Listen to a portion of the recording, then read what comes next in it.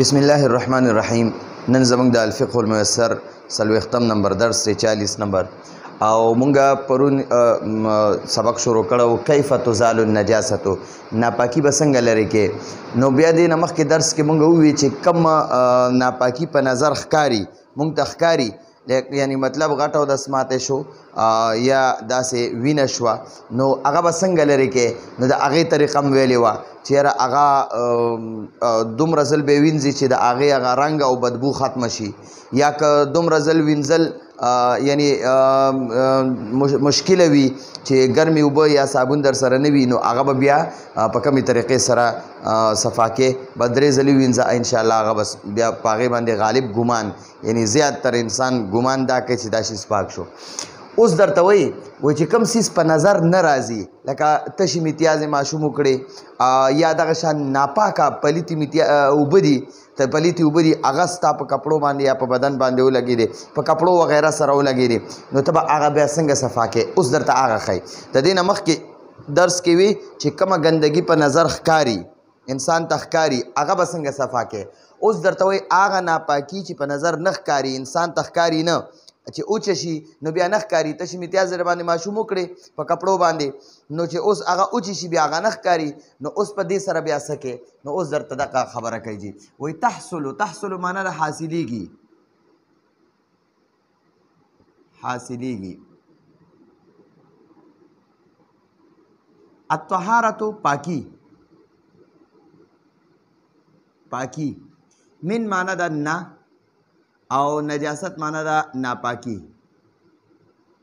طهارت معنا د پاکی او نجاست معنا د ناپاکی. وی تحصل الطهارت، پاکی حاصلیږي، من النجاست د ناپاکی نه. کم ناپاکی؟ الغیر المرئیت، الغیر المرئیت، په نظر نه راتلونکي، یعنی نه ښکارېدونکي، نه ښکارېدونکي نجاست، نه ښکارېدونکي نه.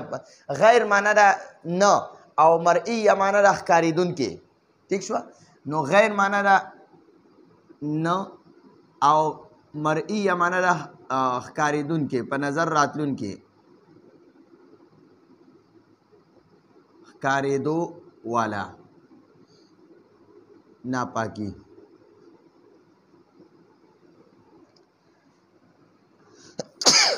الحمدلله. اوس دلته وایي جي وایي څنګه به د هغه ناپاکۍ نه چې ښکاري نه، په نظر نه ښکاري، هغې نه به پاکي څنګه حاصلې. لکه کل بول، کاف معنا ده لکه، یا د دې کاف جاره معنا کولی شي پشان. البول بول میتیازې، تشې میتیازې یادوي، میتیازې. اذا معنا ده کله چې، اردو کې وایي جب، کله چې. غسله ووینځلی شو، ووینځلی شو، ووینځلی شو، ووینځلی شوې. الثوب کپړې، کله چې کپړې ووینځلی شوې. ثلاثه معنا ده 3 او مرات معنا ده ځل، 3 ځل. کله چې کپړې 3 پیرې ووینځلی شوې، ټیک شوه جي. او بیا راته وایي واو معنا ده او. عسره، عسره دا فعل مجهول دی او د عسره مجهول دی. عسره معروف دی، فاعل معلوم وي، په عسره کې فاعل مجهول وي، معلوم نه وي، ټیک شوه.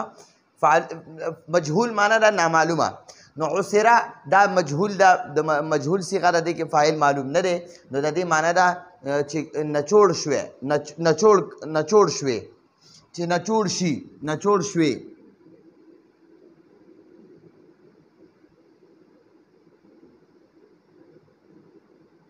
نچوړ شوې. کل مرتن، کل معنا به مونږ دلته کې کوو هر، او مرتن معنا ده ځل، هر ځل، هر، او د مرتن معنا ده ځل، هر ځل. هر ځل نچوړ کې شي. حتی معنا ده تر دې پورې چې، تر دې پورې چې. ینقطع معنا ده بند شي یا ختم شي، ختم شي یا بند شي، دواړه معنی کولی شي. تقاطر معنا ده ساسکی کېدل، یعنی هغه ساسکی کېدل بند شي چې انسان یو کپړه داسې نچوڼ کوي که نه او ښه یې نچوڼ کړي او هغې نه هغه ساسکی کېدل بند شي، نور ته ساسکی نه کېږي نچوڼ کولو سره، نو حقه یادوي. تقاطر معنا ده قطره غورځېدل یا اردو کې وایي ټپک نه، نو موږ به ووایو ساسکی کېدل.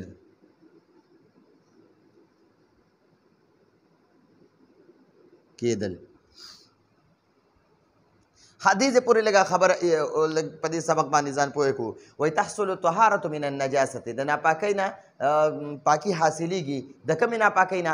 الغیر المرئیت، نه ښکارېدونکې ناپاکۍ نه پاکي حاصلیږي.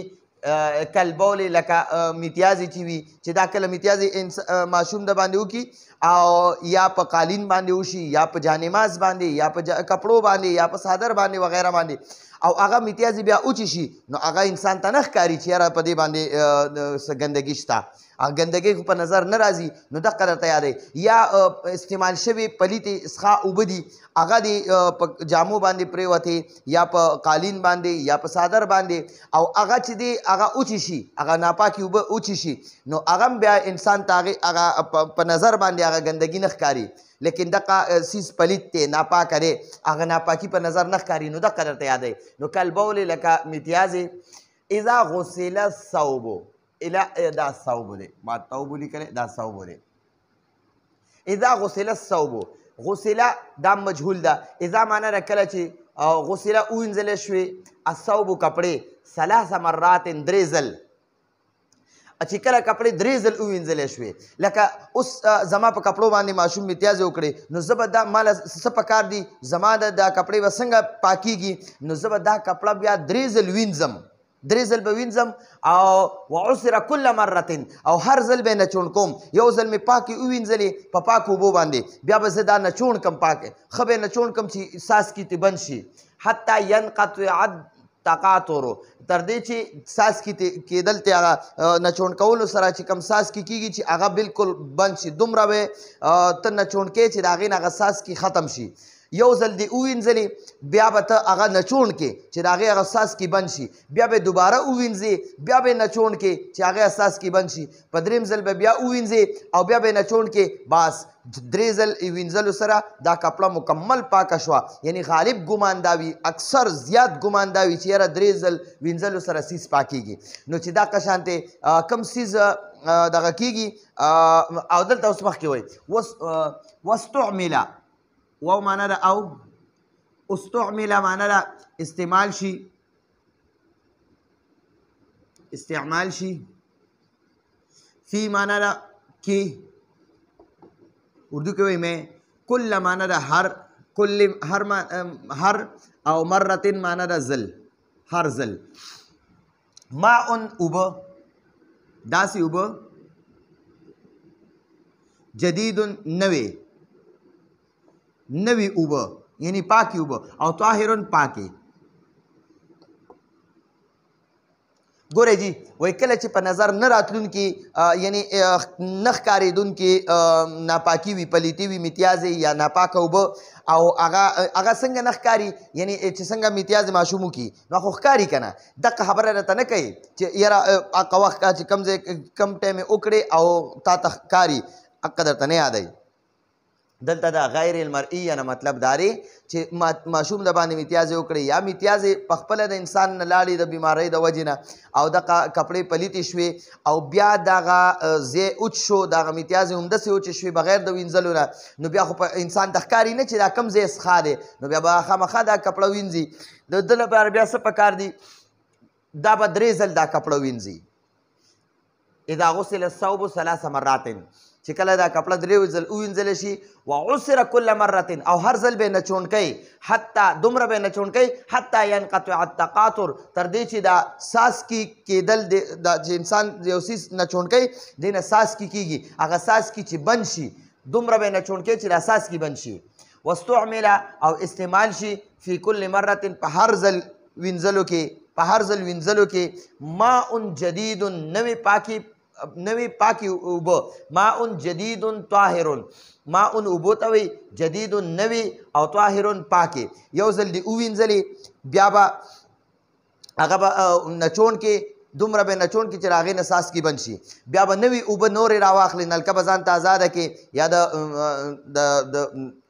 خوړو وغیره نه د سیند نه به روچتې کې او بیا به دوباره دغه کپړه پاکه ووینځي او نچون به کې تر دې دومره به نچون کې چې څاڅکي ترې بند شي بیا به د هغې نه پس دوباره په دریم ځل باندې به بیا نوي اوبه راواخلې پاکې اوبه او په هغې باندې به یې واچې دغه ناپاکۍ باندې او بیا به یې نچون کې نو ستا دغه کپړه پاکه شوه خو دې کې اوس یو بله خبره راله یو خو ګوره په کپړه دا څادر دی دا نچون کېږي بعض داسې شیزونه وي چې هغه خو نچون کېږي نه نو هغې سره به بیا څه کې اب هم درې ځل وینځې نو اوس خو هغه نچون کېږي نه چې ته له هغې نه څاڅکي کېږي او هغه به ته نچون کې او د هغې نه څاڅکي بند شي نو هغې سره لکه مثلا په قالین باندې ماشوم میتیازې وکړې نو دا به خامخا ته بیا وینځې نو چې کله وینځې دې سره به څه کې دا خو نچون کېږي نه او چې نچون کېږي نه د هغې نه هغه ناپاکې اوبه وځي نه نو بیا به ورسره څه کې نو په دې کې بیا دا حکم دی لکه اوس قالین شو دغه شان بعض د دې قالین د ایسې نه خلکو هغه جانماز جوړ کړی وي بعض داسې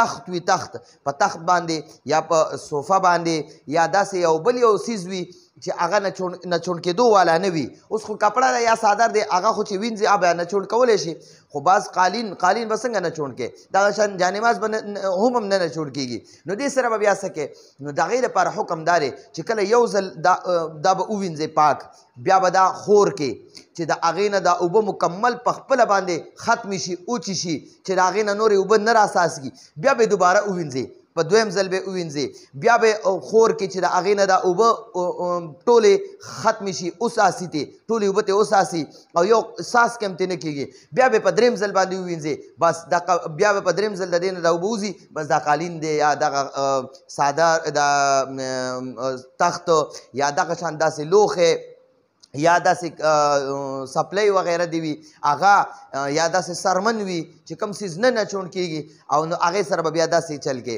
چې یو ځل به ووینځې بیا به هغې ته انتظار کې چې د هغې نه ټولې اوبه وځي بیا به دوباره ووینځې بیا به ورته انتظار کې چې ټولې اوبه ترې وځي بیا به په دریم ځل ووینځې بیا به ورته انتظار وکړې بس ټولې اوبه ترې وځي بس دا څیز قالین وغیره دا پاک شو او چې کوم څیز نچون کولی شي نو هغه به ووینځې نچون به یې کې ټولې اوبه به ترې وباسې چې څاڅکي ترې بند شي او بیا به دوباره ووینځي بیا به یې نچون کې بیا به یې په دریم ځل ووینځي بیا به یې نچون کې دا د دغې طریقه ده چې د هغې ناپاکۍ چې هغه اوچ شي او په نظر نه ښکاري لکه میتیازې شوې یا پلیتې اوبه شوې څښاک مردارې اوبه شوې هغه په کپړو باندې یا په څادر باندې ولګي نو هغه به بیا په دې طریقې سره ووینځي یو ځل به ووینځي به نچون کې بیا به دوباره ووینځي بیا به نچون کې بیا به په دریم ځل ووینځي په پاکو اوبو سره بیا به نچون کې بس دغه څیز پاک شي نو دا زموږ د نن ورځې درس او راتلونکي درس پورې اجازت غواړو هذا هو المرام والله اعلم بحقیقت الکلام